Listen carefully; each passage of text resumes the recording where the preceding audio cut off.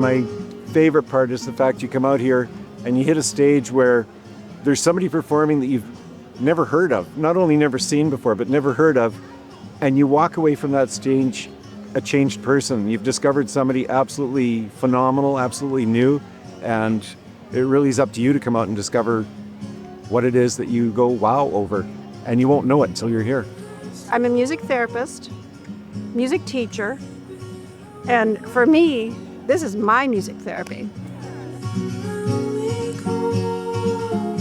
Folkfest is good to see tons. You'll learn new music types you maybe never heard of, and you see a lot of bands everywhere. I was at the very first folk festival, and I remember discovering Al Simmons as the Human Jukebox. My partner had been there a few times before, and we were laying on our tarp looking up at the stars, listening to Sally Fingerette singing Home Is Where the Heart Is. And I had just moved to Winnipeg, and it was like, yep, this is home. Number one, a music lover. I remember the first year I came here, there was a group called Edith Butler, which just blew my socks off. They were from French Canada, and I had never heard any kind of music like that. There's so many people here who aren't famous. So they're gonna be famous. They're gonna be famous. You can just kind of tell. I'm a folk person. I really love the old-fashioned folk music. The other thing that's really evolved is the quality of the music.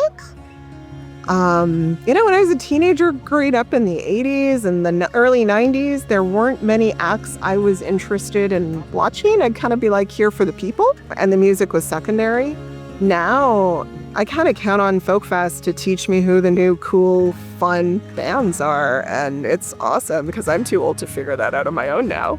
Matt Anderson as a tweener, and nobody knew who he was.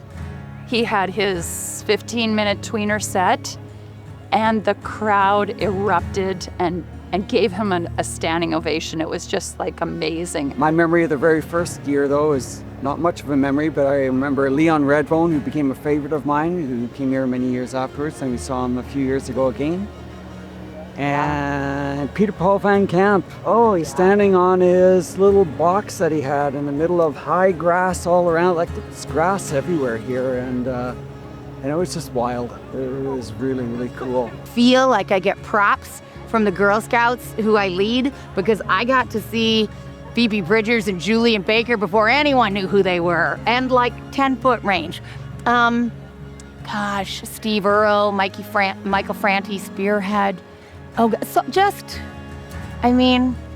love everyone I've ever seen. Alejandro Escobedo. It just goes way, way back. It was really neat because the workshops were tiny, and at the workshops, the musicians were teaching other musicians how to play, tricks on with fiddle, with guitar, whatever, and they were jamming a lot. It was one of those days where it just rained and rained and rained all day, and so we're finally at the evening concert. And rain. Said Stan Rogers, and he stepped out on the stage, and the sun went poof.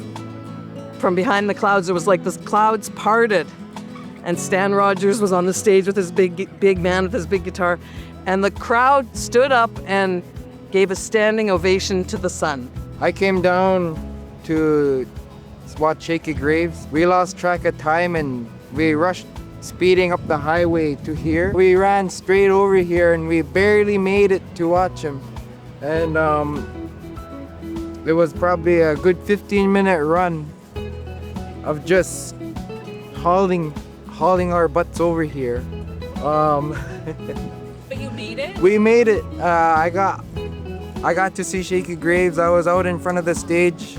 I got to see him, and I put my hat up, and he pointed out towards me, and I'm gonna hold that memory close to me for a long time. It was worth the run. It was worth the run. It's more than just a 3-4 day event. It's part of the community. It's part of the Winnipeg music scene. It is deeply tied into making the music scene here what it is, and I think that is so important. I encounter a lot of music I'm not familiar with because there's lining up so many new artists and stuff. And for some people, I could see that being a bit of a barrier, right? Because they'll say, well, I don't know those people. But at the same time, it's all about discovery. If that's how you approach music, it is that discovery where you say, wow, I never knew about these people before, but they just blew me away. I am so happy I got to see them.